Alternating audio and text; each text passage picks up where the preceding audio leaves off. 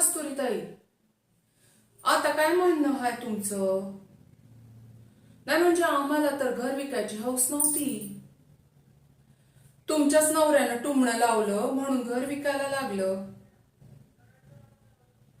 नाही म्हणजे पैशाची गरज होती आम्हाला, पण त्यालाही होतीच की, जरा जास्तच होती.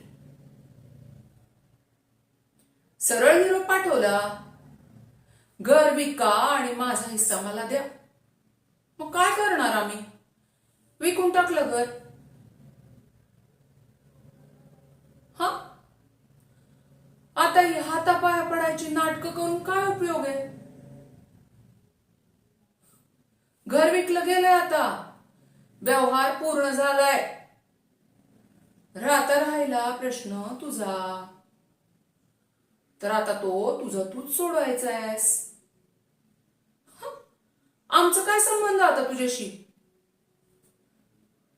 हे पाय, तुझा नवरा होता तोवर तुझा आमचा संबंध होता, त्याच्यासोबत संबंध संपला.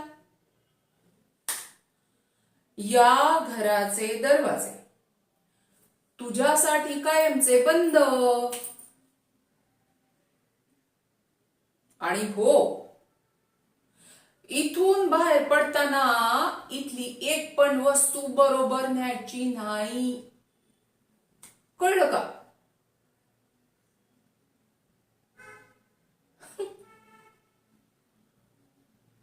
भगवान दुबे, हे आमचं राहतं घर आजपासून तुमचं झालं. तेव्हा आता मज्जेत राहायचं.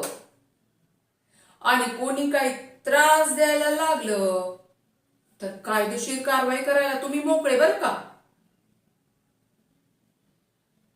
कळलं का कस्तुरी? आता इथनं निघायचं बरं का? आणि हो, जपून राहा गो बाई, काळजी वाटते ना तुझी. निघ.